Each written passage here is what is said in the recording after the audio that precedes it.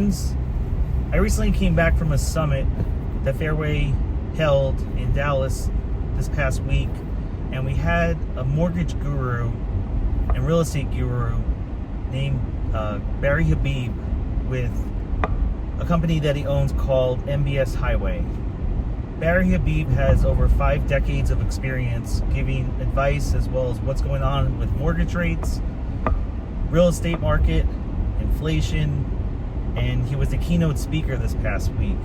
And I wanted to kind of recap of some good news that he actually provided with data that backs up the good news. The first thing that he really wanted to point out was that there's a direct correlation between mortgage interest rates and inflation. That's really the biggest thing that drives mortgage rates up and what drives mortgage rates down. It's inflation. Yes, there's other things that can take into account, like wars such as what's going on with Ukraine and Russia, supply chain issues, but the main thing that mortgage rates have a direct impact on is inflation. And what we saw recently within the last couple of days is that there's a report called the CPI, Consumer Pricing Index. I don't want to bore you with so many details, but the inflation that came back from that report was actually lower than it was the prior month, and interest rates dipped a little bit.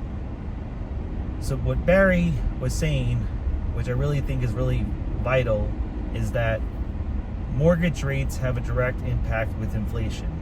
And when inflation goes down, and that's what the Federal Reserve is trying to do, Barry was saying was that mortgage rates have a direct impact with also a recession. So if we're not in a recession already, we will be this coming year in 2023. And with the charts that I'm showing you, with every recession that the United States has ever had, mortgage rates have come down. During recessions, the housing market actually doesn't collapse as many people believe. Housing actually stays strong during recessions. This next chart I wanted to show you is really exciting because the biggest generation that we had were the baby boomers. The next biggest generation that's coming up to eventually purchase homes is the millennial generation.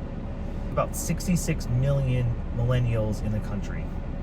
And they're roughly around the same age of when you're going to be buying your ideal house. I'm not sure when you bought your first home, but normally an age that you buy your home is usually when the late 20s to early 30s. So about 66 million millennials, believe it or not, are turning to this age where they're going into the housing market and looking to purchase homes. Have you ever heard of the saying, if news doesn't bleed, it doesn't read? Of course, we're going to compare 2022 to 2021, but if foreclosures were super low in 2021 and 2020, of course, the increase is going to be higher. The last chart I wanted to look at and talk to you about was this reporter from CNBC who was 100% wrong on every single doom and gloom headline that she said. The housing market, a bubble larger than 2006. Guess what? Appreciation went up 5.1%. Let's go to 2018. Is it better to rent than to buy in today's housing market? Appreciation went up 4.1%.